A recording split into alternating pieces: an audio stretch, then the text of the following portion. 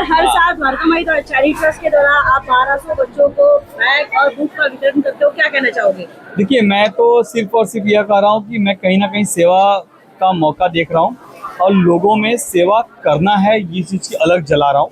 आज 1200 बच्चे अगर घर पे जाएंगे, अगर उस 1200 बच्चों में से सिर्फ और सिर्फ 10% मतलब 120 बच्चे भी यह सोचेंगे कि ये जो अंकल है क्यों ऐसा कर रहे हैं, अगर उस 120 के बाद भी 10% 12 बच्चों में भी आ गया कि भविष्य में आगे चल के मैं बड़ा आदमी बनूंगा, अच्छे पैसे कमाऊंगा, तो जैसे अंकल ने किया तो मैं करूंगा, तो कहीं ना कहीं मेरा ये काम करना सार्थक हो जाएगा। क्योंकि कहीं ना कहीं जैसे बुरे कर्म को लोग देख के सीखते हैं, वैसे अच्छे कर्म को भी लोग देख के सीखते हैं। अच्छे कर्म की जोत जगानी चलती रहनी है और कुछ ना कुछ करके कोई ना कोई मेरे बात आए इस एरिया में करे, वही मैं चाहता हूँ।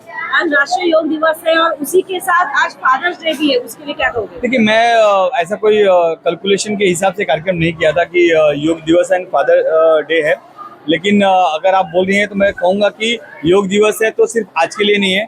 आपको रोज स्वस्थ रहना है, कम खाना है, भोजन खा के आप संतुष्ट रहोगे ऐसा नहीं है। जितना हो सकते हैं न खाओगे तो भी आप संतुष्ट रहोगे। आप जितनी जरूरत है शरीर को उतना ही खाइए और योग करना तो अच्छी बात है। योग में सबसे बड़ी बात है कि आप कुछ नहीं कर पा रहे, समय व्यस्त है मुंबई में, तो आप सबसे ज़्यादा चलिए, जितना चल सकते हैं उतना अच्छा है।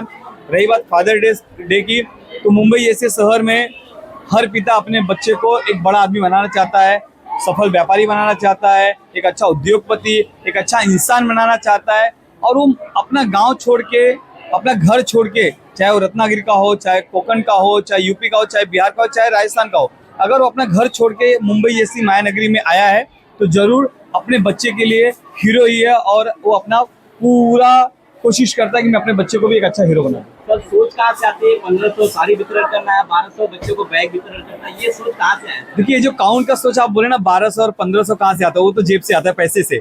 मेरे बैलेंस कितने मेरे पास पड़े हैं, मैं कितना कर पाऊंगा, जब वो कैलकुलेशन लगाता हूँ कैलकुलेटर में तो पता चलता कितने लाख जा रहे हैं, उस हिसाब से मैं कैलकुलेशन कर लेता हूँ। लेकिन मेरी कोशिश होती है, एक अंदाजा होता है कि पिछली बार अगर मैंने 500 किया है तो मैं 500 के नीचे ना जाऊं, 500 के ऊपर जाऊं। क्योंकि जीवन में हर दिन हम सब ग्रोथ कर रहे हैं, हम सब 1 BHK में रहते, सोचते कोशिश करें 2 BHK में जाए। वैसे ही मदद भी ऐसी है कि अगर हम चाह रहे हैं कि अगर हम 500 किए तो 500 से बढ़ा के क्यों ना करें। आज हो सकता है 1200 किया, कल हो सकता है 1200 का 2400 ना करके मैं 1300 कर दूं, लेकिन कोशिश ये रहती है कि जितना हो सकता है उतना बढ़ाते जाऊं।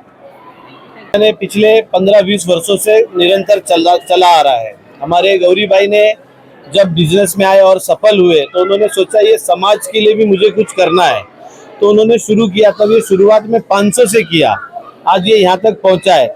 साड़ी वितरण किया, अनाज वितरण किया, कंबल वितरण किया, जरूरतमंदों के इलाज किया, और पेंच को, अनाथालय को, हर जगह मदद किया। निरंतर वो इस चीजों को बढ़ाते जा रहे हैं ताकि समाज को एक संदेश मिले कि आपके पास जो है उसको आपको अकेले नहीं खाना है, लोगों के साथ मिल बांट के खाना है, सबको साथ लेके चलना है। सबका साथ जो सबका विकास, जो हमारे मोदी जी भी कहते हैं, तो वही हिसाब से चलते हैं। गुरुजी, आप लगातार द्वारका माई चैरिटी ट्रस्ट के साथ जुड़े हुए हैं, क्या कहना चाहोगे?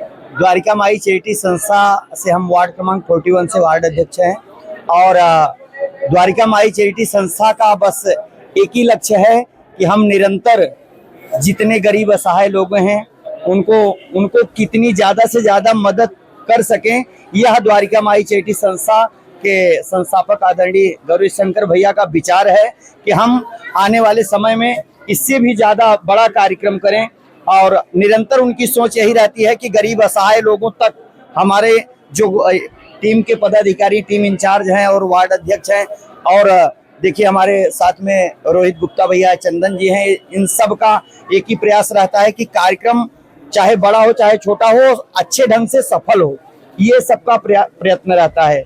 और मैं तो यही प्रार्थना करता हूं कि भैया को देखिए, उद्योगपति तो मुंबई में, इस माया नगरी में, संसार में बहुत हैं, लेकिन उस पैसे को किस जगह लगा रहे हैं ये मायने रखता है। पैसा कमा लेना बड़ी बात नहीं है, पैसे को किस जगह लगा रहे हैं ये मायने रखता है। तो भैया का निस्वार्थ यही है कि हम जब तक इस शरीर में प्राण रहेगा, हम लोगों की, गरीब असहाय लोगों की सेवा करते रहेंगे। जय श्री राम, हर हर महादेव।